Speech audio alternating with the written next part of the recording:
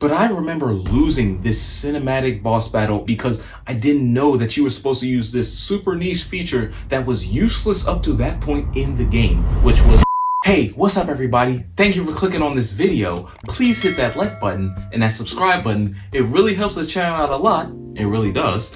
And let's get straight to the video. Hope you enjoy. Boss battles, 8 trends of the fattest climaxes. I know you want to know these things. I know you want to know what makes a boss battle great. But the truth is, you already know all the 8 techs because you've experienced all of the 8 techs. My job is just to carry you through hand in hand and let you realize for yourself what you like about these boss battles that everybody likes. I'm not trying to tell you what you like, but at the same time, we all like these battles. They were all hype. It was all boxing. Main character mixes up the main villain. Sometimes the main character doesn't even mix up the main villain. He just mixes up a lesser boss just in a really cool way. Real gamers know what I mean by that. Now, before we start, I want to let everybody know that I love Legend of Zelda Tears of the Kingdom. I am still playing it 3-4 months after it's already came out. Is my pick for game of the year. I have over 100 hours in it. I'm fighting Gleeoks and Lynels and all that other stuff, but I have a second thing that I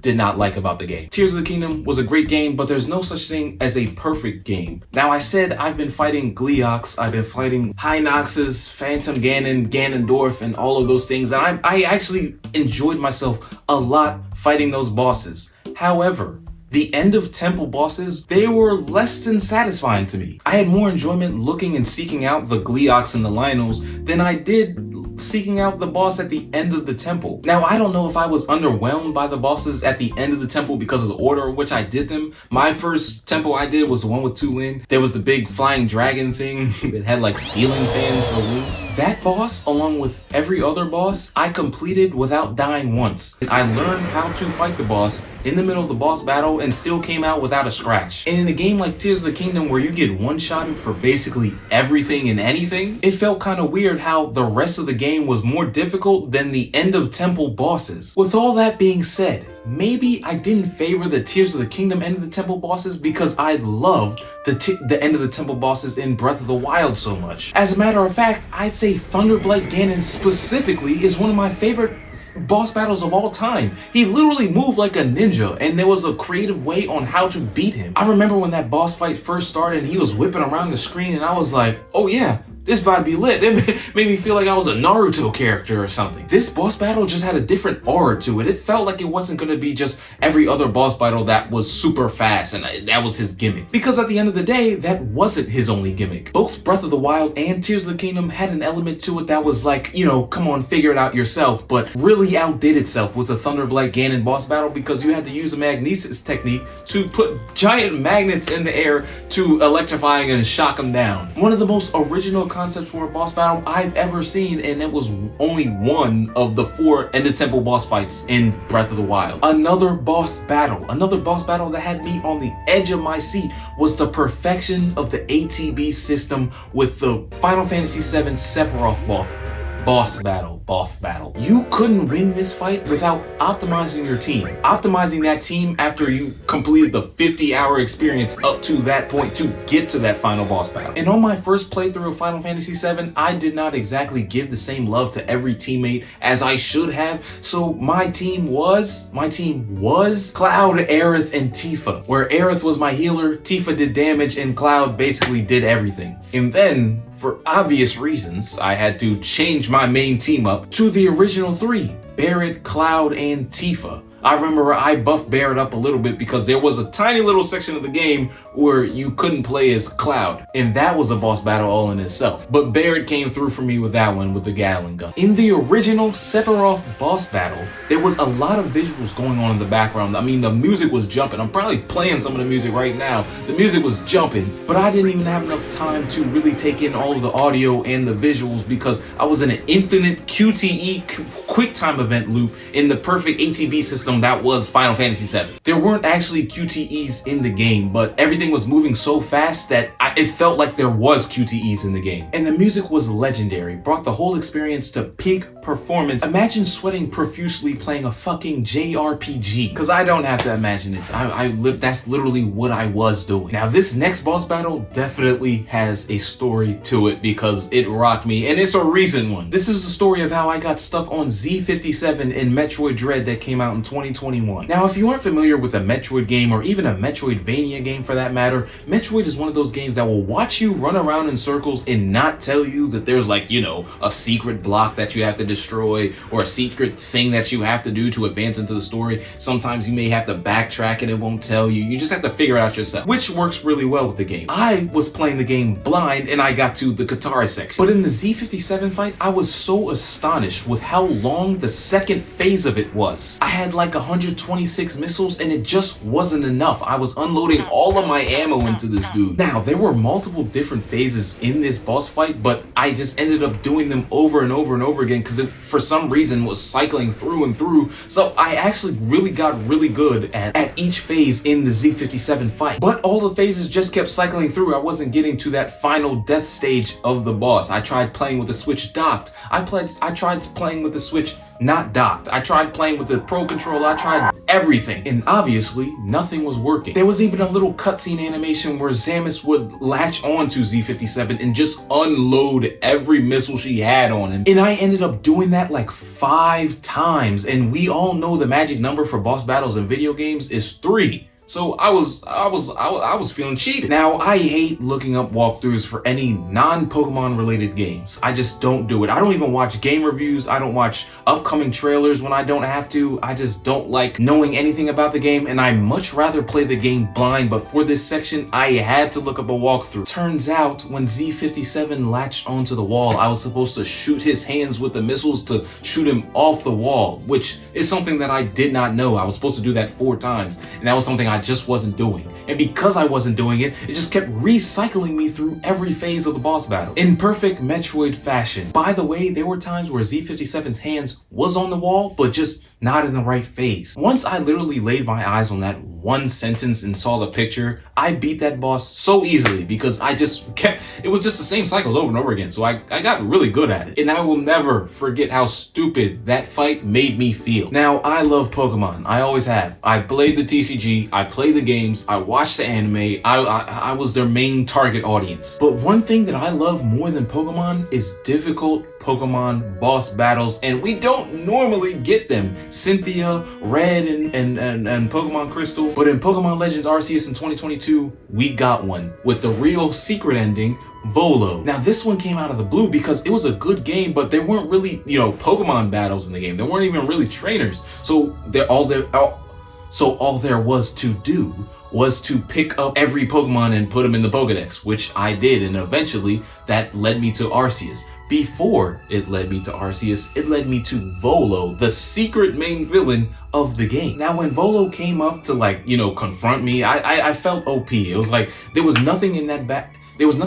game that was challenging in terms of Pokemon battle. You literally could catch any Pokemon you want, and I had like a level 88 Garchomp. But we all know that Pokemon post-game stories go hard as fuck for no reason at all. Now, for context, before I get into this boss battle, I want to let you know that I replayed Pokemon Crystal within the past couple years, and I was able to beat Red on my first try. Not my first like life try, but my first try in game with level 50 to 60 Pokemon. I had, you know, Dragonite, Espeon, Feraligatr, and I was able to beat Red. But I could not beat this guy, even with my most overpowered Pokemon, because he had Cynthia's team. He led with like a Spiritomb, which had 0 weaknesses. Maybe Fairy was a weakness, I don't know. I didn't have Fairy, but it had 0 weaknesses as far as I knew. And technically, this guy was allowed to have 8 Pokemon because he had a team of 6, which was Cynthia's buffed up team, basically. Then he played a Giratina that changed forms after you beat the Giratina,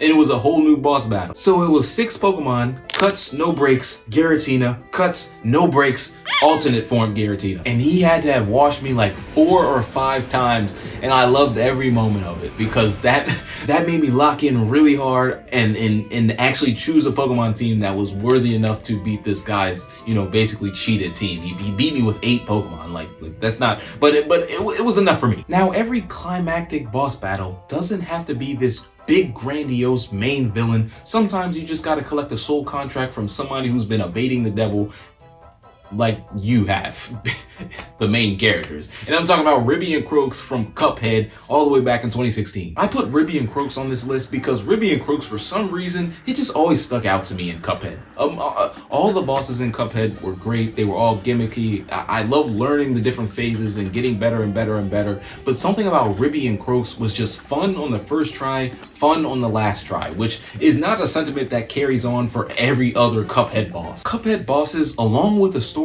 are just ridiculously goofy, and Ribby and Croaks optimize that. Most bosses in Cuphead are just one central villain, and it's usually just bullet hell from the boss, and then Cuphead or Mugman or both just return their own barrage of bullets. But somehow Ribby and Croaks was just different. How they fought was so much different than every other boss, at least in that first world was. And the scenery and the visuals that they were in were just amazing. I can't even put my finger on it on why it was so different. I just know that it was different. Now, we went modern with a lot of these boss fights, so we gotta take it back to what? Oh yeah, we gotta take it back to 1987. Soda Popinski, I'm talking Punch-Out. Now, I have a personal vendetta about this one because I loved playing Punch-Out as a kid. My dad was a gamer, and he always made sure that I knew just how difficult old games were. And they were, with the no save files, start over from the beginning. Old games were difficult, and most people who played Punch-Out had problems with the titular guy on the cover of the game. But not I. I was never invited to the Mike Tyson Invitational. This was back in the era where video games were super punishingly difficult for no reason at all. Like, there was no such thing as a game made for kids. They were just all hard. I'd absolutely kill Glass Joe and all of the other lobotomites that dared to step up against the alarmingly small Little Mac. I mean, that guy is actually small. The man is minuscule. But I have never, ever crossed Soda Popinski. Now, there's another boss fight that I personally love all too much, which is Earthbound. No, the boss fight isn't Earthbound, but it's Gigas in Earthbound back in 1995. This boss fight capped off a wacky adventure, and this little section of this video cannot encapsulate all the wackiness that took place in Mother 2, known as Earthbound in America. This boss battle was super difficult, but also had a super niche and unique ending, which is so fitting to the game that it belongs to. This is a boss fight with a way deeper meaning than it leads off anybody to believe. Something so much deeper that it takes grown adults years to realize the slight little hints if it's not told to you. Kind of like how everybody realized the Bikini Bottom. Oh, like, oh, Bikini Bottom. Oh, I can understand why, that was a little weird. It's kind of like that, but on a much deeper meaning. But I will not be the one to break that deeper meaning to you for a myriad of reasons. All I'm gonna say is this. Sometimes when adults are incapable, the kids have to do things that adults should be doing, but they do it in a naive, kind of dangerous, unknowing way, if that makes any sense to you. It's a great boss battle, it's a great conclusion to a game, and it's a great way to tie in things on a much bigger level that's bigger than the game itself. Which is one reason why I think Earthbound is a timeless story, and Nintendo should take it out of the doldrums, maybe give it a remake, translate the third one, translate the first. They did translate the first one, but translate the third one, But I remember losing this cinematic boss battle over and over again. I lost repeatedly because I didn't know that you were supposed to use this super niche feature that was useless up to that point in the game, which was have Paula pray. Have Paula pray at the right moments and have her pray repeatedly. And that pray technique was always there. It was always there, but it was always super dumb. So I never used it. I don't even think Paula was the healer in that game. I used her as like the Brawn, the ESP Brawn. But yeah, those are the 8 climactic trends and boss battles that I really liked, and I really like them out of all of those games. I mean, they're boss battles that keep me coming back, When I replay those games and I retry them, I look forward to, hey, it's Ribby and Croaks. Hey, it's Thunderblight Ganon time. Hey, we're fighting Volo. Actually, I might never fight Volo again because that will require me to do the Pokedex again. But there is somebody that lets you replay boss. I don't know, but you get what I'm saying. It's just one of those things that you look forward to in a game because it gets the feelings up, the emotions are there. And sometimes the game breaks from its own norms. Sometimes the game breaks from gaming societal norms. I never thought that I'd say that sentence, but sometimes it does, and I feel like it's applicable to climactic boss battles with the fattest climaxes. But yeah, that is the Bread Show. Thank you for staying this long. If you watched this long, I have a bunch of other content just like this. Please hit that like button, please hit that subscribe button. It really helped the channel out a lot. Spread love, give inspiration in all you do, and peace out. Welcome to the Bread Show. Take 2. Hey, what's up everybody? Thank you for clicking on that like button. Wait, hold up, no. Scratch that. Hey, what's up everybody? Julian.